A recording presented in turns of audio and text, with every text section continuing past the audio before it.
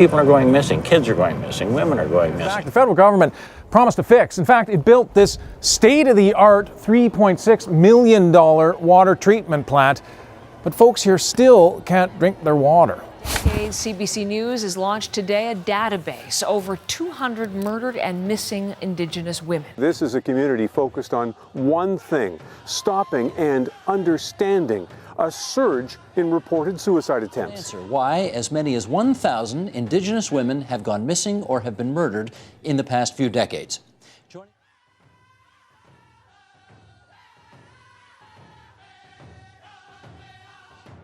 We have discriminated against Indigenous children for generations, for decades, for centuries. Chief Sayers, tell me a little bit about how unsafe water has affected the health of your community. Doesn't make you sit up, nothing will.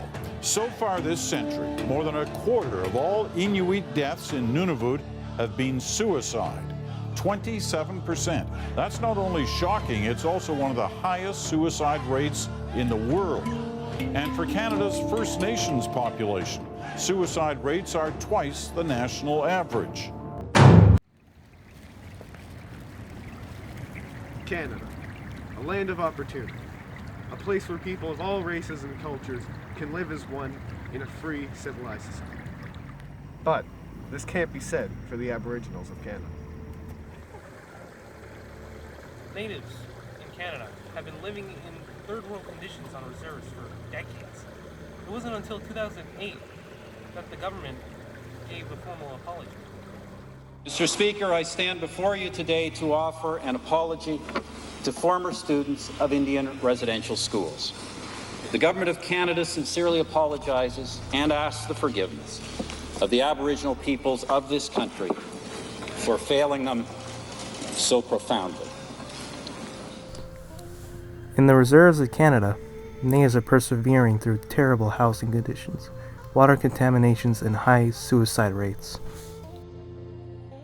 In a CBC News report from 2011, the major repairs needed for homes on reserves dwarfs the amount of repairs needed for homes outside reserves.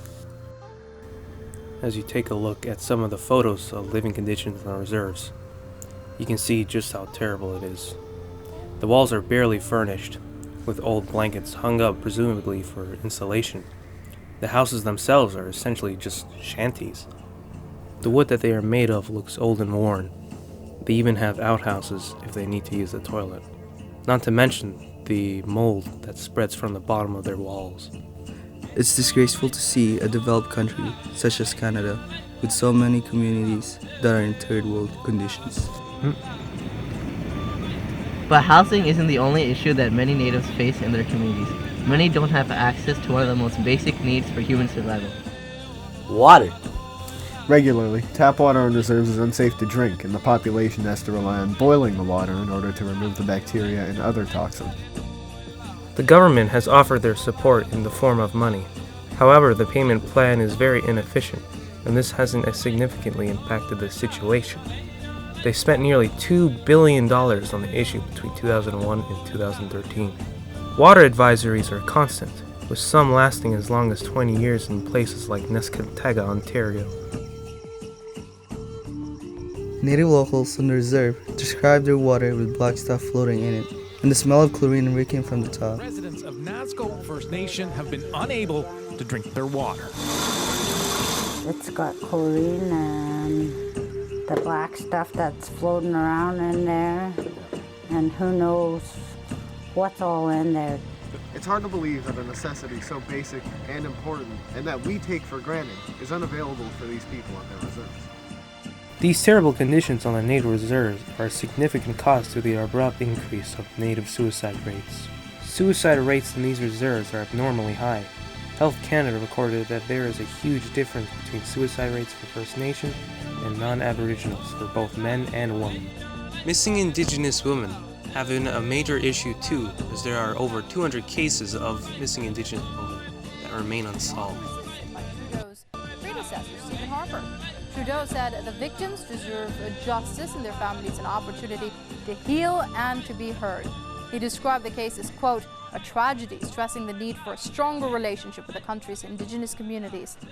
Canada's Justice Minister said Ottawa will consult the families of victims over the next 2 months to get their views.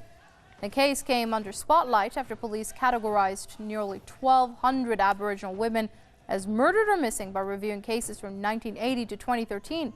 Trudeau, who took power in November, pledged to investigate the issue.